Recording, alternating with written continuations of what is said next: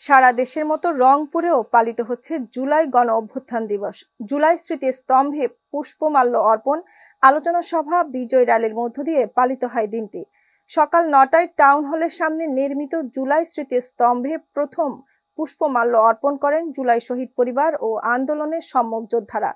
পরে একে একে বিভাগীয় কমিশনার, মেট্রো পুলিশ কমিশনার, জেলা প্রশাসক, পুলিশ সুপার সহ বিভিন্ন সামাজিক সাংস্কৃতিক সংগঠন সহ শিক্ষা প্রতিষ্ঠান ও রাষ্ট্রীয় প্রতিষ্ঠানগুলো পুষ্পমাল্য অর্পণ করেন।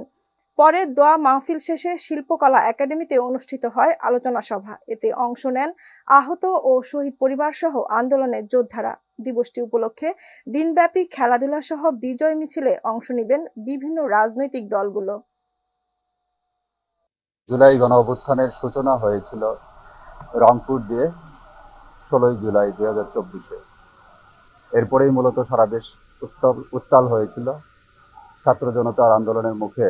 আজকের এই দিনে ফ্যাসিবাদের সরকারের পতনের সূচনা হয়েছে।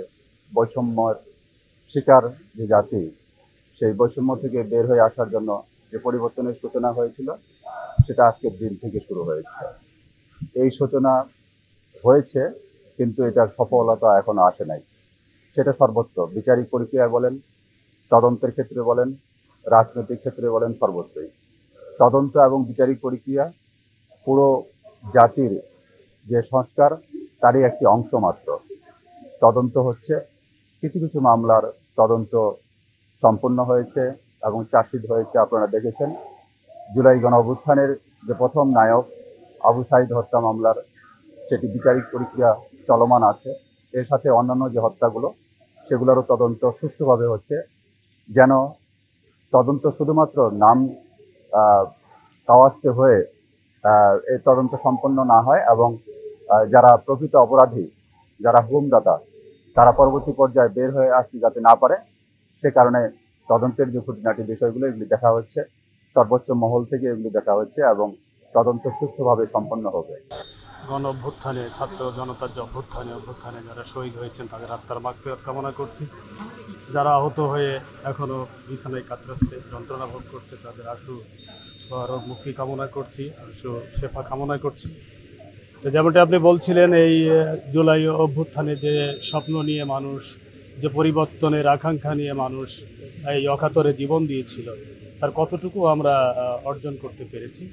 আসলে সকালের সূর্য দেখেই বোঝা যায় দুপুরের সূর্যের তেজটা কেমন হবে। ইতিমধ্যেই কিন্তু আমরা যাত্রা শুরু করেছি এবং অনেক দূর চলে এসেছি।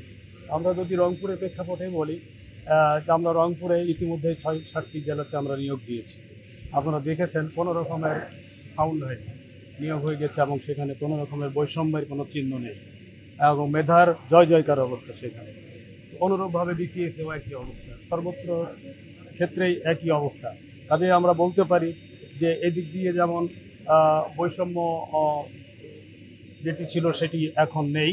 সেটি আমরা চেষ্টা করেছি আবু সাইদের অঙ্গীকারের সাথে অঙ্গীকারাবদ্ধ হয়ে যে আমরা বৈষম্য রাখবো না, এখানে আমরা মেধার প্রায়োরিটি দেবো। ঠিক তেমনটি আমরা নিশ্চিত করেছি। ডেভেলপমেন্ট ক্ষেত্রেও একই অবস্থা।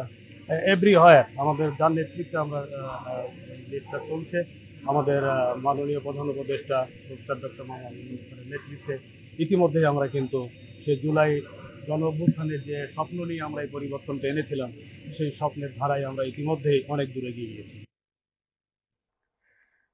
৫ আগস্ট ঐতিহাসিক জুলাই গণ অভ্যুত্থান দিবস উপলক্ষে ঠাকুরগাঁওয়ে জুলাই শহীদ স্মৃতি স্তম্ভের জন্য নির্ধারিত স্থানে পুষ্পস্তবক অর্পণ করা হয়েছে। সকালে জেলা প্রশাসনের আয়োজনে প্রথমে জেলা প্রশাসক ইসরাত ফারজানা পুষ্পস্তবক অর্পণ করেন। এ সময় পুলিশ সুপার শেখ জাহিদুল ইসলাম, ঠাকুরগাঁও পৌরসভা, ঠাকুরগাঁও প্রেস ক্লাব, সদর উপজেলার প্রশাসন, টেলিভিশন জার্নালিস্ট অ্যাসোসিয়েশন, এলজিইডি সহ জেলার বিভিন্ন সরকারি অফিসের কর্মকর্তারা পুষ্পস্তবক অর্পণ করেন। পরে জুলাই গণ অভ্যুত্থানে অংশগ্রহণকারী যোদ্ধাদের জন্য দোয়া করা হয়।